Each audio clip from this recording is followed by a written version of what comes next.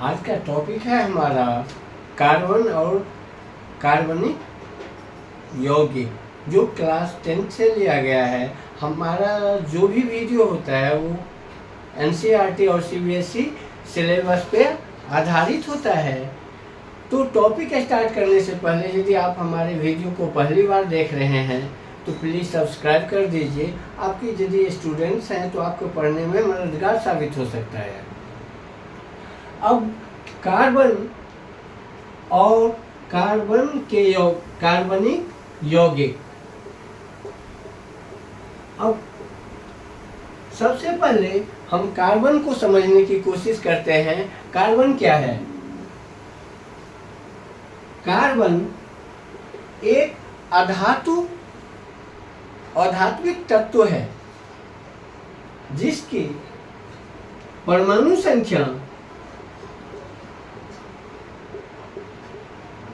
Atomic number 6 होता है और परमाणु भार 12 AMU होता है। AMU का फुल फॉर्म होता है एटॉमिक मास यूनिट।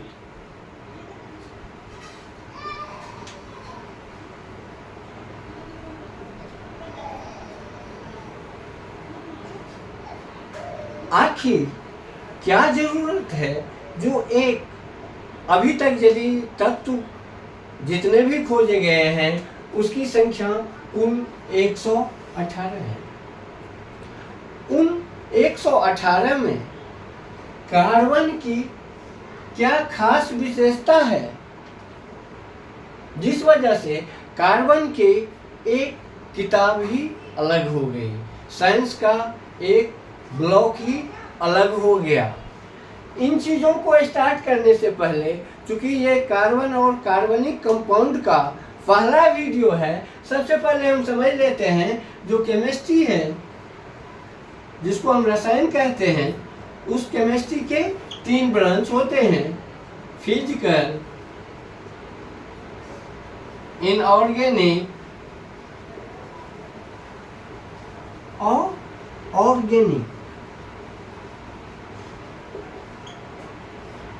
ये जो चैप्टर है आपका कार्बन और कार्बनिक यौगिक, ये ऑर्गेनिक केमिस्ट्री है,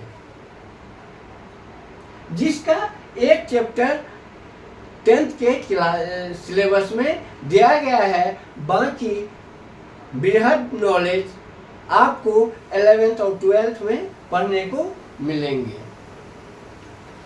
अब आखिर क्या जरूरत है? जब 118 तत्व हैं तो आखिर क्या ऐसा गुण है जो कार्बन का एक रसायन का चैप्टर ही अलग हो गया, बाद बाकी 2 किताबों में सारे 117 से मिट गए। इसी वजह से कार्बन को यूनिवर्सल एलिमेंट, वर्सटाइल एलिमेंट और हिंदी में सार्वभौमिक तत्व, कार्बन को सार्वभौमिक तत्व क्यों कहते हैं? क्योंकि अभी तक जो कुल खोजे गए 118 तत्व हैं, उन 118 तत्व के में यदि हम 117 तत्व की बात करें, 117, तो इनके द्वारा जो टोटल कंपाउंड अभी तक फॉर्म्ड हुए हैं उनकी संख्या अप्रॉक्स 50,000 है।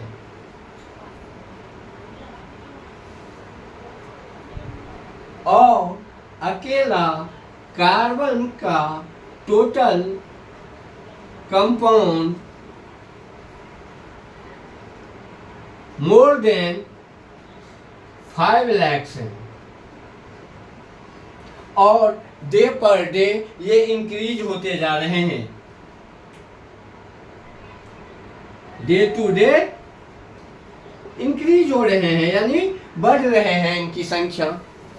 दूसरा, जितने भी जीव हैं उन सभी में कार्बन की मात्रा पाई जाती है। और तीसरा जो सबसे बड़ी बात है, कार्बन के साथ और दूसरे तत्व के साथ खुला, बंद और रिंग तीनों तरह के कंपाउंड का निर्माण करते हैं। Open chain, close chain and rings.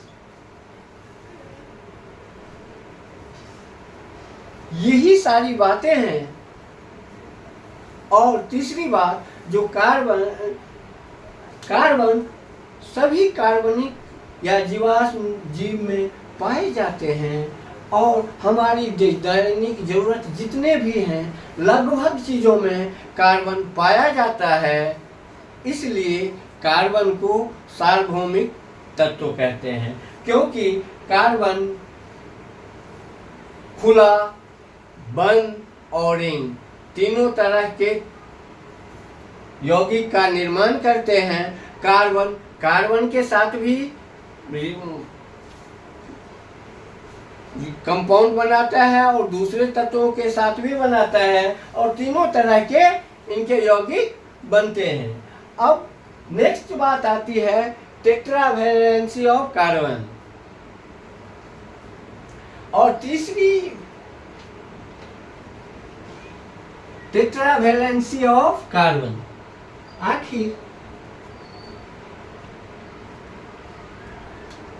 जैसा कि हम जानते हैं, जो कार्बन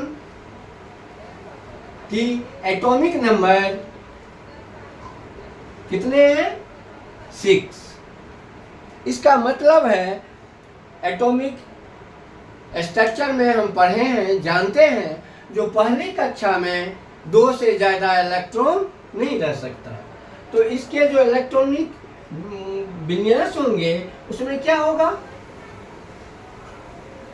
पहली कक्षा में 2 इलेक्ट्रॉन और दूसरी कक्षा में 4 इलेक्ट्रॉन।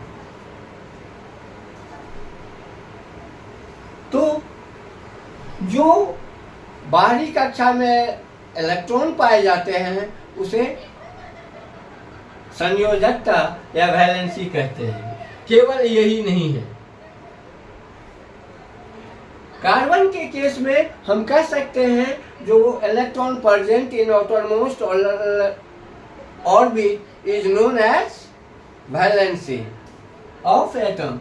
लेकिन क्लोरीन के बारे में यदि हम देखें, जिसकी एटॉमिक नंबर 17 होता है, इसके यदि हम इलेक्ट्रॉनिक कॉन्फ़िगरेशन को देखें तो क्या होगा? 2, 8 और 7। तो इसके आउटर मोस्ट ऑर्बिट में कितने इलेक्ट्रॉन हैं? 7। इसका मतलब इसकी वैलेंसी कितनी होनी चाहिए? 7। लेकिन ऐसा नहीं है। वैलेंसी, अब जैसा कि हम जानते हैं, किसी भी तत्व को, किसी भी एटम को स्टेबल होने के लिए इसके बाहरी कक्षा में 8 इलेक्ट्रॉन की जरूरत होती है। तो क्लोरीन के बाहरी कक्षा में ऑलरेडी 7 इलेक्ट्रॉन है। तो ये किसी 7 इलेक्ट्रॉन को त्याग कर ये 8 इलेक्ट्रॉन नहीं पूरा करेगा। ये किसी से 1 इलेक्ट्रॉन की शेयरिंग हो या कोई इन्हें 1 इलेक्ट्रॉन दे दे, जिससे इनकी अष्टक ऑक्टेट पूरा हो जाएगा।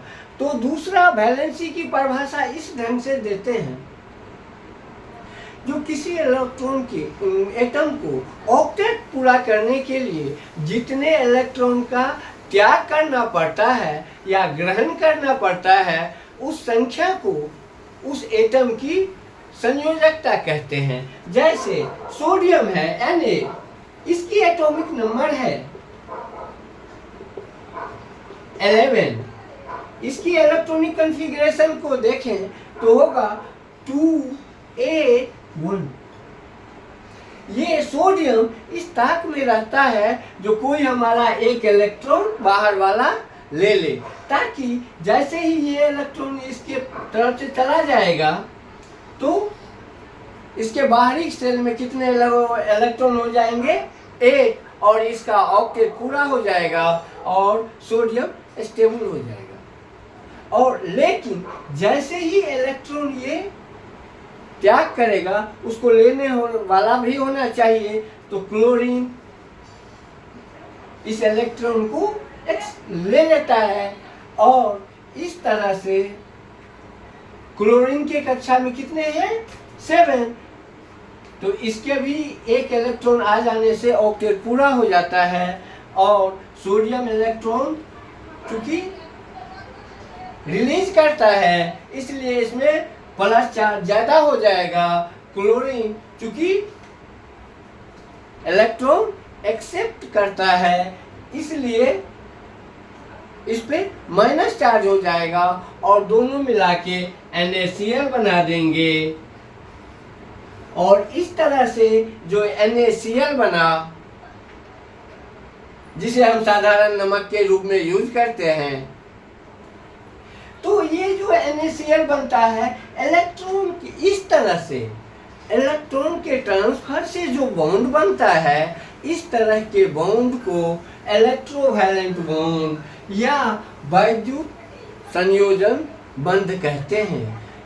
ये बॉन्ड जो इलेक्ट्रॉन का ऑक्टेट पूरा करने के लिए एटम एक दूसरे एटम के साथ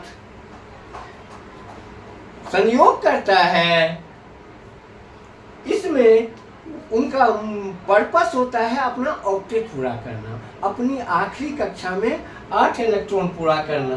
तो जब कंपाउंड इलेक्ट्रॉन के ट्रांसफर से बनता है, एक एटम इलेक्ट्रॉन का त्याग करता है, दूसरा गेन करता है, इस तरह से जो बॉन्ड बनते हैं उस बॉन्ड को हम क्या कहते हैं इलेक्ट्रोवैलेंट बॉन्ड। ये जो बॉन्ड होते हैं ये 3 तरह के बॉन्ड होते हैं, इलेक्ट्रोवैलेंट बॉन्ड, कोवैलेंट बॉन्ड और कोऑर्डिनेट बॉन्ड। क्या क्या होता है इलेक्ट्रोवैलेंट बॉन्ड और दूसरा कोवैलेंट बॉन्ड और तीसरा कोऑर्डिनेट।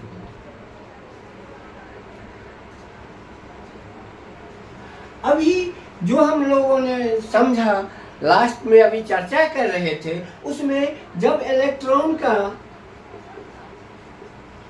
ट्रांसफर हो जाता है, मीन्स एक एटम सोडियम जैसे रिलीज करता है, क्लोरीन गेन करते हैं, इस तरह के जो इलेक्ट्रॉन के कंप्लीट ट्रांसफर से जो बॉन्ड बनता है उसे वैद्युत संयोजन बंध कहते हैं। और दूसरे तरह का जो बॉन्ड होता है वो होता है कोवैलेंट बॉन्ड। जैसे अभी हम लोगों ने कार्बन के बारे में पढ़ा, कार्बन के बाहर में आउटर मोस्ट ऑर्बिट में कितने इलेक्ट्रॉन होते हैं 4। ये 4 इलेक्ट्रॉन को रिलीज करने के लिए बहुत ज्यादा एनर्जी की जरूरत होगी। अब यदि बहुत ज्यादा एनर्जी की जरूरत होगी, इतना करने पे 4 पॉजिटिव चार्ज भी आ जाएगा। इस वजह से क्या करता है कार्बन हमेशा साझेदारी से बॉन्ड बनाता है, शेयरिंग से बॉन्ड बनाता है। शेयरिंग मतलब क्या होता है?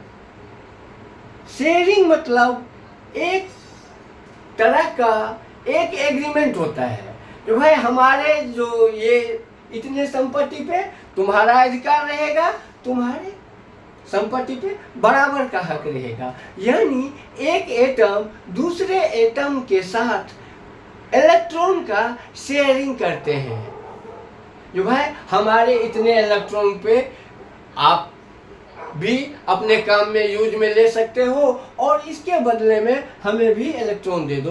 तो कार्बन को हमेशा 4 इलेक्ट्रॉन की, यदि ये रिलीज नहीं कर सकता है तो कोई इसको देगा भी नहीं 4 इलेक्ट्रॉन। तो जब भी ये बॉन्ड बनाएगा हमेशा क्या करता है साझेदारी से बॉन्ड बनाता है। साझेदारी मतलब साझेदारी में अब इसके 4 इलेक्ट्रॉन हैं बाहर में और इसको 4 इलेक्ट्रॉन की जरूरत चाहिए। तो ये कब जब भी हाइड्रोजन के साथ साझेदारी करता है तो 4 हाइड्रोजन चाहिए, को भी चाहिए। 4 हाइड्रोजन। क्योंकि हाइड्रोजन के बारे में जैसा आप सभी को जानकारी होना चाहिए, जो एटॉमिक नंबर कितना होता है 1। अब जब एक इलेक्ट्रॉन है तो न तो ये किसी को दे सकता है, क्योंकि दे देंगे तो इनके इलेक्ट्रॉन खत्म है, एलिमेंट की अस्तित्व खत्म हो जाएगी। तो ये क्या करते हैं, हमेशा शेयरिंग करते हैं। और शेयरिंग करेंगे यदि कार्बन के साथ करेंगे तो इलेक्ट्रॉन का ऑक्टेट पूरा होने का तत्व का ये भी नियम है, अष्टक पूरा होने के लिए किसी तत्व का पहली कक्षा यदि आखिरी कक्षा है तो उसमें 2 इलेक्ट्रॉन के लिए यदि उसके पास है तो वो फुलफिल है, स्टेबल है। जैसे हीलियम की एटॉमिक नंबर 2 है और इसे सबसे पहले निष्क्रिय तत्व में ये आते हैं। इनको कोई हीलियम को किसी तत्व से जरूरत रिएक्शन करने की जरूरत नहीं पड़ती है, क्योंकि इसके पहला कक्षा ही आखिरी कक्षा है और उस कक्षा में ऑलरेडी 2 इलेक्ट्रॉन है, तो इनको रिएक्शन करने की किसी से रिएक्शन करने की कोई जरूरत नहीं पड़ती। इसी तरह से हाइड्रोजन का पहला कक्षा ही आखिरी कक्षा है, तो इसके पास 2 इलेक्ट्रॉन हो जाने पे इसका डुएट पूरा होता है, और डुएट पूरा हो गया इसका मतलब ये स्टेबल हो गया। तो यदि हाइड्रोजन के साथ करेगा तो 4 करेगा, और यदि कार्बन दूसरे कार्बन के साथ ही C2 जैसे फॉर्म होता है तो उसमें क्या करते हैं, 4 के 4 परमाणु से दूसरा कार्बन, इसमें ये दोनों एक दूसरे की साझेदार बना लेते हैं। कहते हैं तुम भी हमारे चारों इलेक्ट्रॉन का यूज कर सकते हो, और ये भी कहता है तुम भी हमारे चारों इलेक्ट्रॉन का यूज कर सकते हो। इस तरह से 4 इसके और 4 इसके, इस कार्बन के भी 8 हो गए और इस कार्बन के भी 8 हो गए। इस तरह के साझेदारी वाला जो होता है इसमें ट्रांसफर नहीं होता है। समझने की बात होती है, इनके जो इलेक्ट्रॉन होते हैं उनका एक दूसरे के साथ कॉन्ट्रैक्ट हो जाता है। जो हमारे इतने इलेक्ट्रॉन, जैसे O2 है, ऑक्सीजन के आउटरमोस्ट ऑर्बिट में 6 इलेक्ट्रॉन होता है, इसको केवल 2 इलेक्ट्रॉन की जरूरत है। तो यदि O2 बनता है दूसरे ऑक्सीजन के साथ ये कंपाउंड बनाता है, तो इसको केवल 2 इलेक्ट्रॉन चाहिए, और ये 2 ही इलेक्ट्रॉन का शेयरिंग करेगा, और इलेक्ट्रॉन सब इसके फ्री रहेंगे। जैसे 6 है, 2 2 4 2 इधर शेयरिंग वाला ऐसे भी दिखाते हैं, बिंदी से भी दिखाते हैं, डॉट लाइन से भी दिखाते हैं इलेक्ट्रॉन को, जैसा आपको अच्छा लगे। 2 4 2 6। अब ये 2 इलेक्ट्रॉन इस ऑक्सीजन का भी है, ये 2 इलेक्ट्रॉन इस ऑक्सीजन का भी है। अब देखें, इसके भी 8 पूरे और इसके भी 8 पूरे, कम बॉन्ड तो बन जाती है, लेकिन जो इलेक्ट्रॉन के ट्रांसफर से बनता है बॉन्ड, इलेक्ट्रोवायलेंट बॉन्ड, वो मजबूत होता है। इतने मजबूत कोवैलेंट बॉन्ड नहीं होते हैं। ये समझने की बात है, जो इलेक्ट्रॉन के ट्रांसफर से जो चार्ज दोनों में क्रिएट होता है, वो बॉन्ड जो होती है वो ज़्यादा मजबूत होती है अपेक्षाकृत कोवैलेंट बॉन्ड के। धन्यवाद। यदि आपको हमारी वीडियो अच्छी लगे तो वीडियो को लाइक कर दीजिए, चैनल को सब्सक्राइब कर दीजिए और छात्रों को शेयर कर दीजिए। धन्यवाद।